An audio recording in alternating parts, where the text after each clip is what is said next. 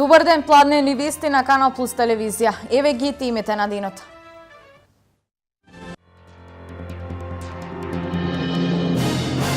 По повеќе од 7 години приватните стоматолози ќе добијат покачување на капитацијата. Од сегашните 35, од нова година приватните стоматолози ќе добиваат по 40 денари по пациент.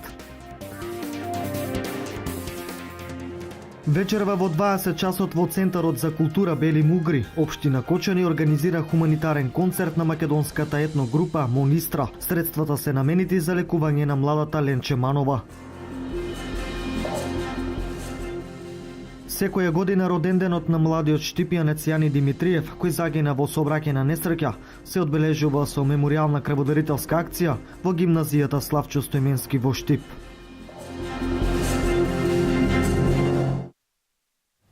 По повеќе од 7 години приватните стоматолози ќе добијат покачување на капитацијата.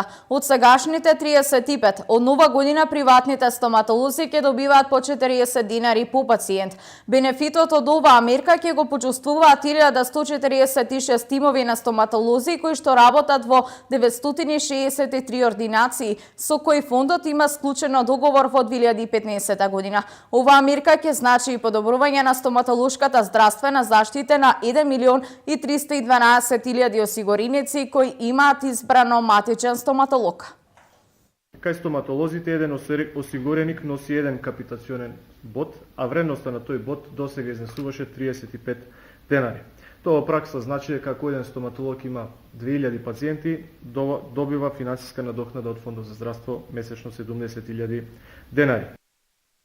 Преку проектот Роми дипломирајте и имајте подобар живот. Новата генерација воредни ученици Роми почна со настава во Делчевската гимназија. Со проектот се опфатени 40 Роми на возраст од 19 до 45 години од општините Делчево, Берово, Пешчево и Виница, кои го нема дооформено средното образование. Во Берово наставата е веќе почната, а до крајот на месецот воредна настава за ромите се планира и во Виница. Во првите два циклуси дипломирале 136 роми во неколку општини во државата.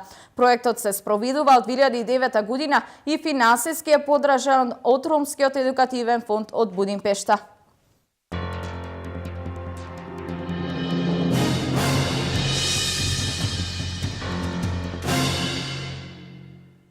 Концесионерството на топлите води во село Истибања и проекциите на нацрт буџетот беа фокус темите за кои се дискутираше на последната седница на Советот на општина Виница.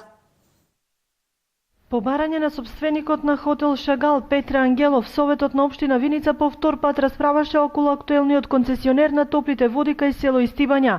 На негова иницијатива беа покренати повеќе барања до надлежните институции за утврдување на законитоста во постапката за концесионерство и висината на надоместокот кој треба да го добива општината. Дали сумата од 1.103.000 денари, од кои 80% одат во општинската каса, а само 20% одат во државата, а која ја плаќа концесионерот Зиг Брегалница на годишно ниво, е реална или не? Досегашните одговори од надлежните органи, меѓу кои последниот беше од Државниот инспекторат за техничка инспекција, не ги задоволија барањата на Советот и на иницијаторот. Според дел од советниците, имајќи го во предвид капацитетот на изворот од 65 литри во секунда топла вода, сметат дека општината треба да инкасира годишно околу 280 до 300.000 евра, а не 12.000 евра како досега.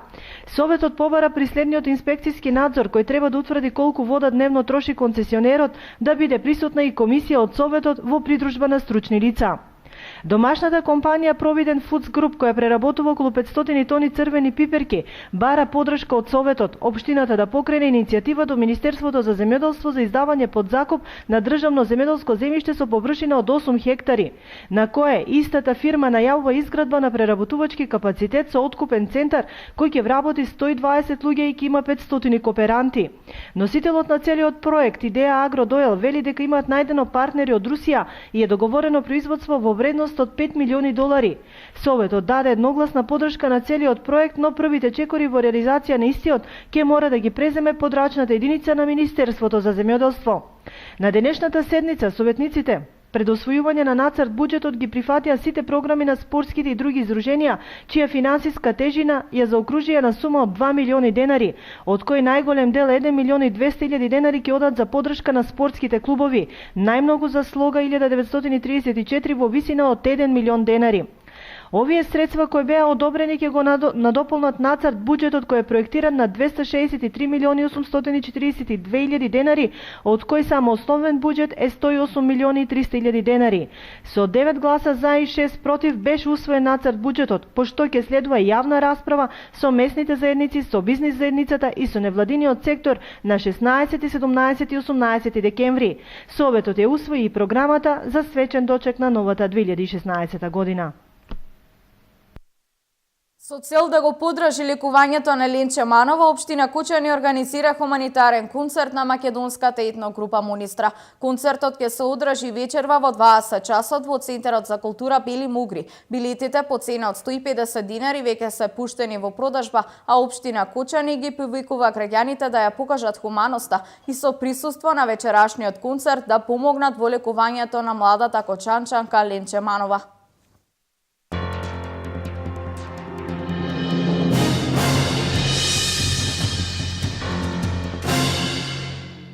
Меморијална крводарителска акција во гимназијата Славчо Стојмински во Штип се реализира денес до 16 часот. Крводарителската акција е во спомен на родинденот на прирано починатиот Јани Димитриев од Штип.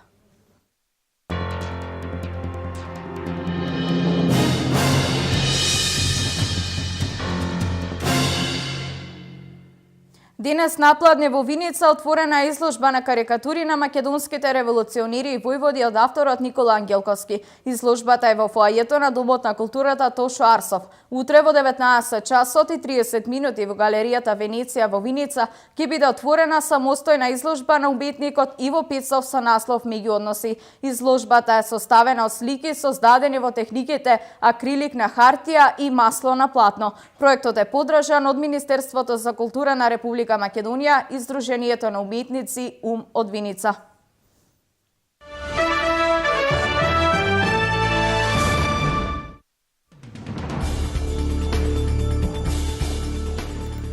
При воздушен напад на меѓународната коалиција предводена од САД на територијата на Ирак, загина министерот за финансии на терористичката група Исламска држава и уште двајца нејзини лидери, изјави потпаролот на Пентагон, полковник Стив Борен.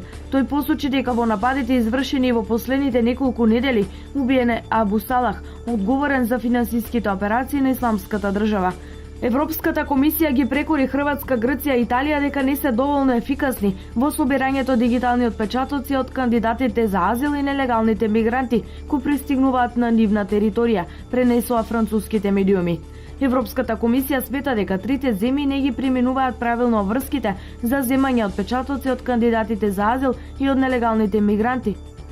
Полицијата во Женева денеска го зголеми степенот на тревога и трага по осомничените лица, кои се посочени од швајцарските власти за наводна поврзаност со нападите во Париз, извршени на 13 ноември. Врз основа на добиената информација, полицијата во градот, кој се наоѓа во близина на француската граница, ја зајакна безбедноста и распореди поголем број полицајци.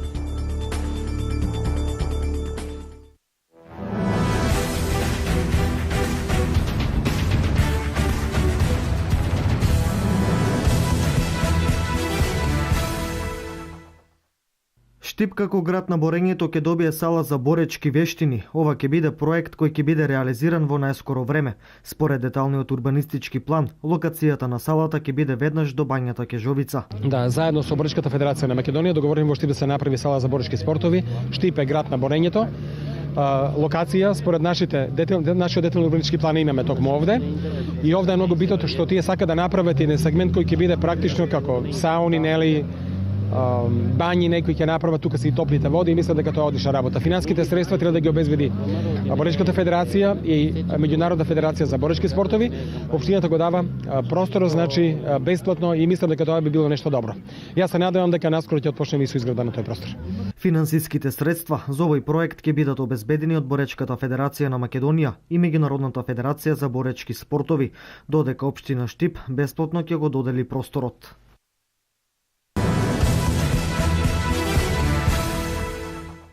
Во рамките на седмото коло во првата државна одбојкарска лига ќе се одигра надпреварот меѓу екипите на одбојкарскиот клуб Пробиштип Весна Акумулатори и лидерот на табелата Струмица. Надпреварот е закажан за 13 часот со директен пренос на македонската телевизија.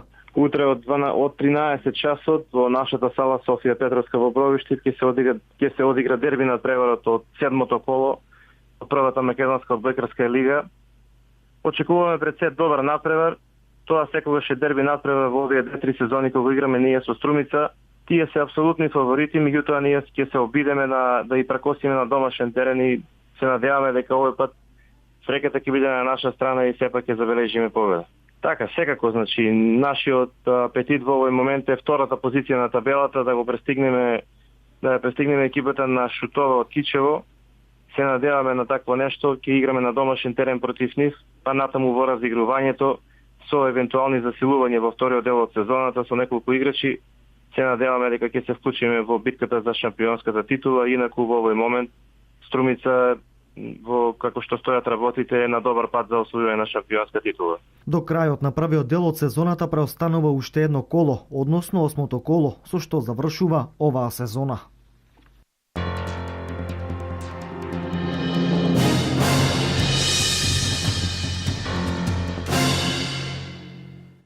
Ги гледавте плодневните вести на Канал Плюс телевизија. Повеќе за денешните активности гледате во дневникот во 16:30. Имајте пријатен ден.